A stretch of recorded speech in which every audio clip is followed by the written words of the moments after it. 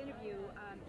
The first question, and you can, hand the mic back and forth to one another, is what do you hope, and please give your name with your first response, what do you hope this march is going to accomplish?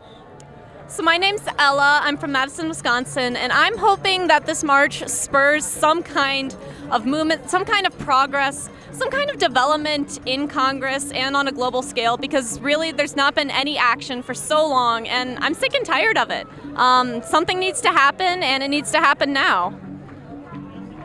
Yeah, I'm Catherine. I definitely agree with what Ella said. I think it's really all about showing that we care. I think it's an issue everyone kind of likes to talk about, likes to be tangentially interested in, but to have so many people here from all over the place, I think is a really powerful message.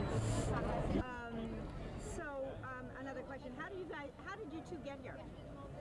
Did you take a bus? Did you drive? Yes, we took a bus. We're here with our college. Oh, wonderful. And that's Yale, yes. Okay, well, most people would have answered that first. I'm from Yale. Okay, so what do you think it's going to take to reduce the carbon fuel burning in time to save our planet? You want to start? Yeah, You have go thoughts? So really, I think to combat climate change with carbon emissions, it's really going to take everyone petitioning their law, their congressmen, their representatives, and telling them to not accept funding from big coal burning companies, to not accept any kind of emissions anymore.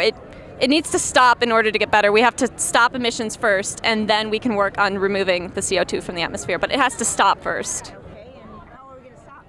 Yeah, I agree. I think there's definitely some individual accountability, which is tough, obviously, because everyone feels like everyone else can take care of it. It's not my responsibility, not my problem, which is why I think something of this size, hopefully everyone here is beginning to take that individual accountability, and I would hope that would spread around, but it's really about behavior change on a systemic level, but also on the individual level, I think. Okay, now imagine your first Thanksgiving vacation at home, and you have this conversation about how to stop with your most recalcitrant relative. How do you talk to her? The person who is the most opposed to what you're doing. Well, I think the only way to get anywhere with anybody is to be kind and firm and understanding. So understand that everyone is not going to agree with you. Some people, there's 3% of scientists who do deny climate change is real. But we have to simply talk to people. So I would talk to my relative and be like, here are the facts. Believe of it what you will, but this is happening, and there are steps we can take. It wouldn't kill you to turn the lights off, to stop running the water while you're brushing your teeth. There are little steps you can take that won't hurt you, but they'll help everyone else. And I'd also say, particularly if it's a relative of mine, it's something I care about, it's something you should care about, it's something that's going to affect my future in particular, perhaps not to the same degree as it will yours, but this is really an issue of our generation, and so I think it's our responsibility to kind of inspire change within our generation, and then also for those who are older as well. So how can we get it done, and how much time do we have? So a saying I've heard when it comes to climate change is the best time for change was yesterday. But the second best day is today. I think change needs to happen now. And again, it has to be petitioning the legislature, the representatives, the senators for change to happen on the national scale and on the international scale.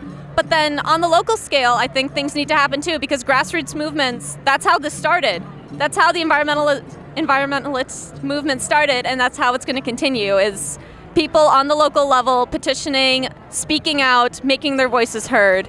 I think that's the best option we have. Yeah, I definitely think we're running short on time, which is not something people like to hear. It's definitely a scary thing, but I think the best way to combat that is with direct plans for action, which is what I would hope that we can help create a conversation about developing those plans. And there's already definitely some advice out there, but I think we are running out of time, and I think we have to be very careful about balancing that message, because no one wants to hear about the doom and the gloom, but we definitely have to get serious about taking action. So my last personal question, on the way out, put out a call for people all over the country planning civil disobedience at gas stations and in front of railroad tracks carrying cars and that sort of thing. What sort of reception do you think that would get in your community? CD. Sorry? Civil disobedience. Right. What are your peers thinking about that? I mean, on on a college campus, that's definitely something that people are thinking about, and I think you're going to have a more receptive climate there than most places. Yeah, I think Yale is a very opening and welcome campus to that sort of conversation, so I think we'd have a lot of luck there. I mean, we already have the fossil-free movement working on divestment at Yale, so I think on college campuses is a great place to start. A lot of people are, especially our generation, we're opening our minds, we're willing to talk about this, and we're willing to take action. And just, what are you headed towards academically at Yale, both of you?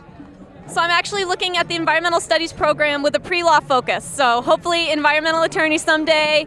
You'll read about me in the paper bringing down, BP and Monsanto. I'm coming after you guys. Yeah, I'm looking into ecology and evolutionary biology, and not quite sure after that, but it's a good place to start, I think.